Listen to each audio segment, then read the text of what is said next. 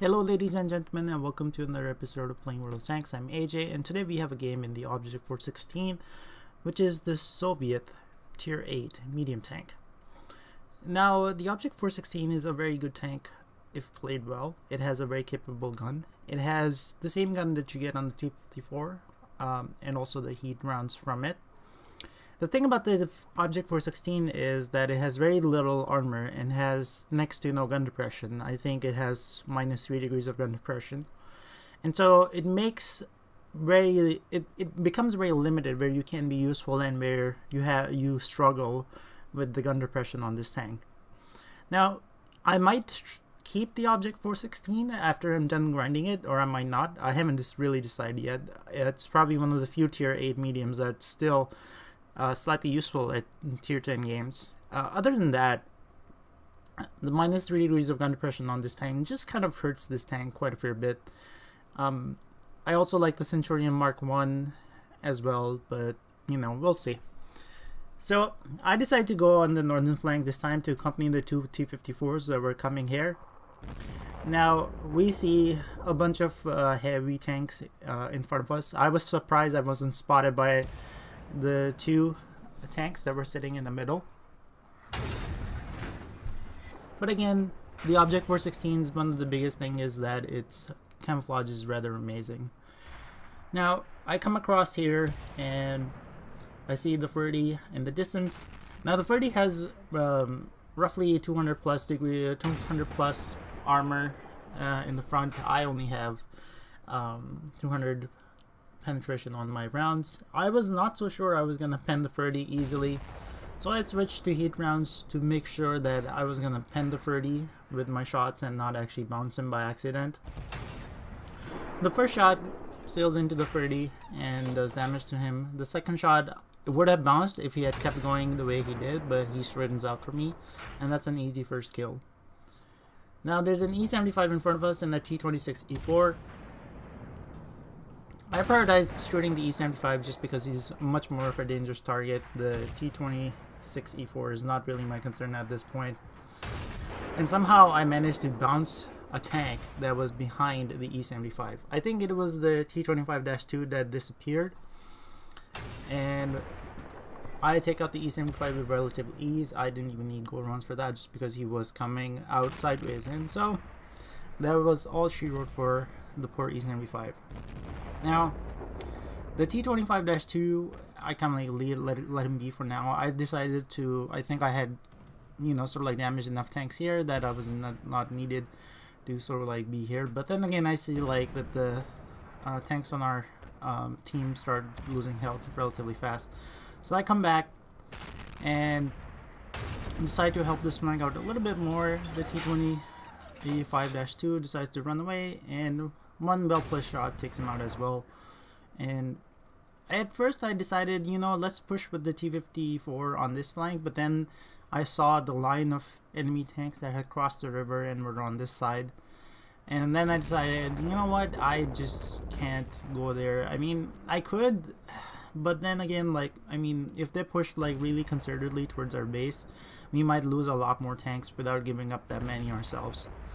And I figured since the T-54 was already heading in that direction, and since he's a decent player, he might be able to look after himself, and I might not be needed. So that was my sort of like thought process, and that was why I was heading back. Plus the thing is, if I'm up close, this tank isn't really as what's the word? It's as useful just because its armor doesn't hold up. So what I was gonna do was I was gonna go into the middle or towards my base and hopefully spot the enemy scout or any medium tanks that were trying to rush into our base, and use the RD on our team to sort of like take them out before they can get close. Now the tanks that have gone to the enemy's base from our team will provide a very useful distraction, just because what they wind up doing is they wind up splitting the enemy's forces into some that were going north and some that were coming south. I almost was certain that the VZ-131 on the enemy team would be making a break for the artillery, just because he was in the city for some unknown reason, and since he survived, that was the first logical step that he would be doing. And lo and behold, there's the VZ and he gets taken out rather quickly. That's his Wolf of the RD, which will come in really useful towards the end of the game. Now, I see the KB4 in the distance. I aim for his lower plate. The short goes low, and unfortunately, that one does not do anything to the KB4. This time, the shot sort of like goes somewhere. I don't know where. I decided to lower the heat rounds, and even with the heat rounds, you know, the KB4 isn't like reliable pen. The KB4 starts going backward, and for some unknown reason manages to pin me. And before I can land another shot into him, he disappears behind the building. And at this point, I decide to take one more shot at him, hopefully trying to get him, but I just hit the upper plate, and the gun refuses to pin him. So we go back and you know, pretend that we were not going to chase after him. But in reality, what I was thinking of doing was that I was gonna scout over the KB4, is try to get behind him or on his side and take him out. Just because like the KB4 frontally is pretty strong. 200 pen is not nearly enough unless, you know, you get his lower plate reliably, and at this range I just couldn't hit it reliably with this gun. This gun's many things. Accuracy is not one of the things that this gun's known for. So I come around the corner, spot the KB4, you know, put one shot into his back. He all of a sudden realizes what's in for him. He decides to turn around, but just at the last moment I managed to put one more round and taking him out. Now at first I decided, you know what, let's push into the enemy tanks, but then I realized there was an IS-8, a VK-20, a VK, I forget, 4502B, and those two tanks are, you know, are relatively hard to pen if you don't have premium rounds. So I actually did need Artie's help over here to sort of like soften the targets for me. So now my plan at this point was to hook up with the T-44 and just outside the city and hopefully spot the enemy's heavies coming out of the city. At this point I was just following the T-44 around for a little bit because I don't know whether he knew what he was doing.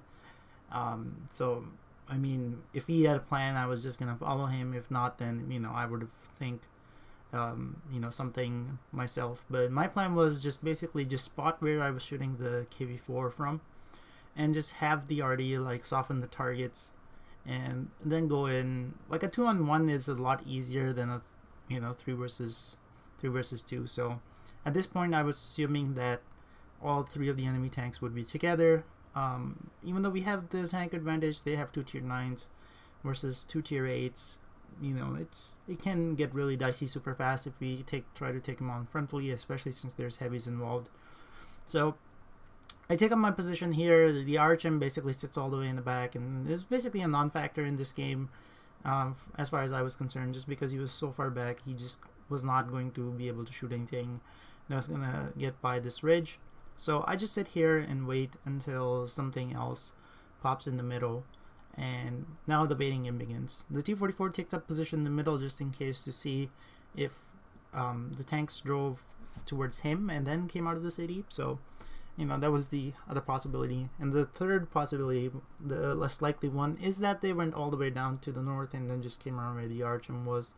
But we would have spotted them nonetheless. So the VK is spotted coming out of the city. He's the first one off, and I try to get into cover as to not get shot from the VK.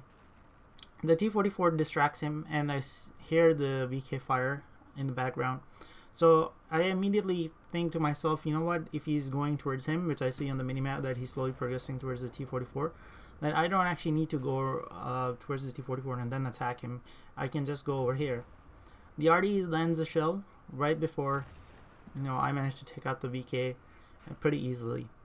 Now what I was going to do is I was going to link up with the T-44 and just go towards the enemy's base and see if we can take on the 2 remaining enemy tanks.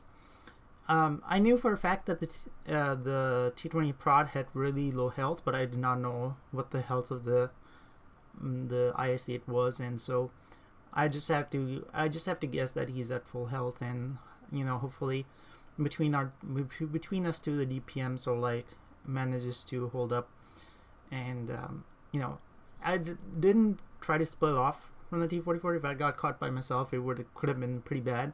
So if we were just gonna stick together, I might as well stick with him and see if we can take him out.